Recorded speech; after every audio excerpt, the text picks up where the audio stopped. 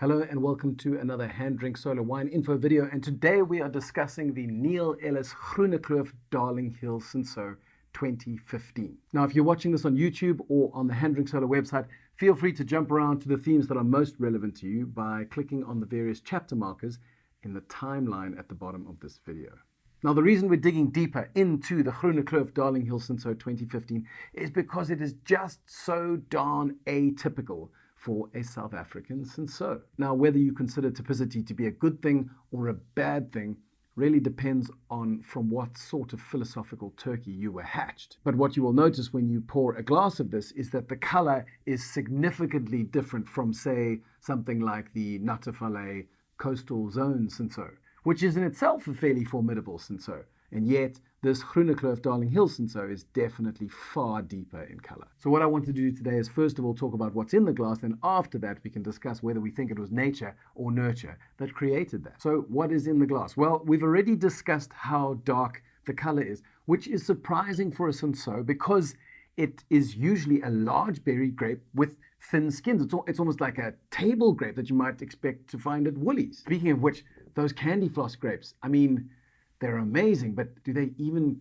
qualify as fruit? Feels like cheating. But back to Cinsault. So big berries, thin skin, pale color. And yet that's not what we see here. Now there is a practice employed amongst winemakers called bleeding, whereby you remove a fraction of juice as it comes out of the press. So the very first fraction will usually have a lower concentration of color and tannin. And so by setting that aside in a different container, everything that comes after that is, as a result, far more concentrated in both color and tannin. But Warren Ellis assures me that that did not happen here. There's definitely no bleeding, no matter how dark you think this Cinsault might be. And I think the reason he is at pains to make sure that we understand that is because, while I think that bleeding is a rather clever trick that can achieve some incredible results in the cellar, for the most part it's viewed to be quite uncool by people like the Swartland independent producers, and some folk would even go so far as to call it skullduggerous in nature. But moving on from the color on the nose, it is also a little bit of a conundrum. Usually with Cinsauts you might expect florals and red berries and raspberries and fynbos, but here what we have is a much deeper fruit element. There are cherries, but it's kind of black cherries, and there's plum in there as well. There is some rather pleasant lavender, floral elements, and even a hint of pepper. And then on top of that, you have the oak influence. And there's quite a lot of it, really. There's a lot of sweet vanilla spice, and towards the end, a slightly more savory, fresh leather element. Honestly, if this didn't say Cinsault on the label, I would forgive myself for thinking it was a Shiraz. Now, when we move on to the palate, it's a little more typical. The tannins are really fine. The acidity is not through the roof. In fact, if this was a Syrah, I would have expected perhaps more pronounced tannins and more pronounced acidity. But regardless on whether you agree with me about it smelling or tasting like a Syrah, it is, by all accounts, a much bigger wine than you would expect from a 100% Cinsault. So we have to ask, how did this wine get to be this way? Well, winemaker Warren Ellis does tell a story about how he was once bringing some Groenekloof Cinsault grapes into the cellar when an older wine farmer happened to be visiting. And the older wine farmer looked at these grapes and said, "What on earth are these grapes?" At which point Warren told him that they were Cinsault. To which he replied, "Nee, jy praat kak, pel." Mostly because the berries were too small and the skins were just too dark. Now, if we're to ask ourselves what could cause Cinsault berries to get smaller and to be darker in color, well, for starters, smaller berry size can be the result of a particular clonal selection. And they could also be the result of a reduction in irrigation, which means that the grapes just don't get to fill up with all that water.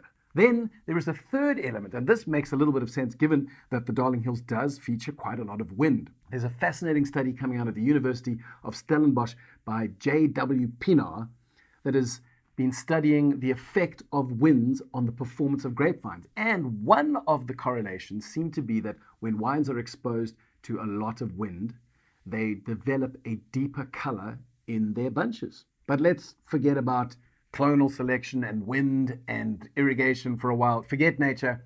Let's talk nurture, because there are a lot of tricks that winemakers can perform in the cellar in order to deliver the sort of wine that we have in our glass today. For starters, the grapes were harvested a little riper than usual. So a winemaker like Duncan Savage might harvest his Cinsaut between 21 bulling and 23 bulling. This is harvested at 23.2. So it's not off the map, but it's definitely on the riper end of the spectrum for Cinsaut, which again helps to explain the slightly deeper expression of fruit in the wine. And then there, of course, is fermentation. While a lot of winemakers who work with Cinsaut are desperately trying to touch the grapes as little as possible and lean way back and stand at a distance just in case they cause emotional distress, which might in turn leach color into the wine, the guys at Neil Ellis Wines were not afraid to say that there was a regular series of punch downs going on throughout fermentation. So we know that the grapes were roughed up a little bit more, and this would have increased the extraction of color and tannin. What's also interesting is that once fermentation was completely done and dusted, the wine was allowed to sit on the skins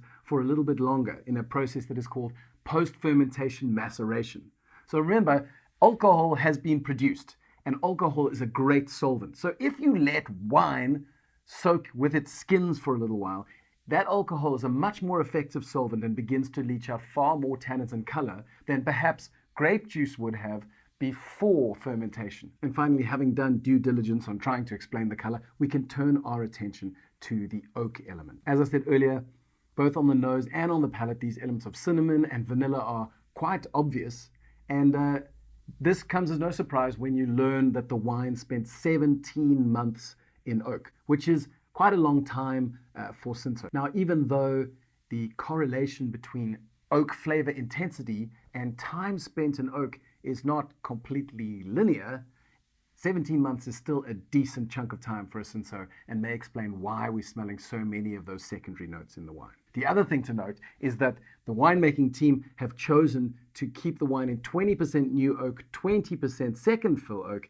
and then only the rest is in older oak. Whereas a lot of guys would choose to use much larger format oak. In fact, often they would use foudre, which are kind of 2,000 liters instead of 500 liter barrels. And again, this much lower ratio of oak to wine means the effect of the oak is less obvious than perhaps it is here.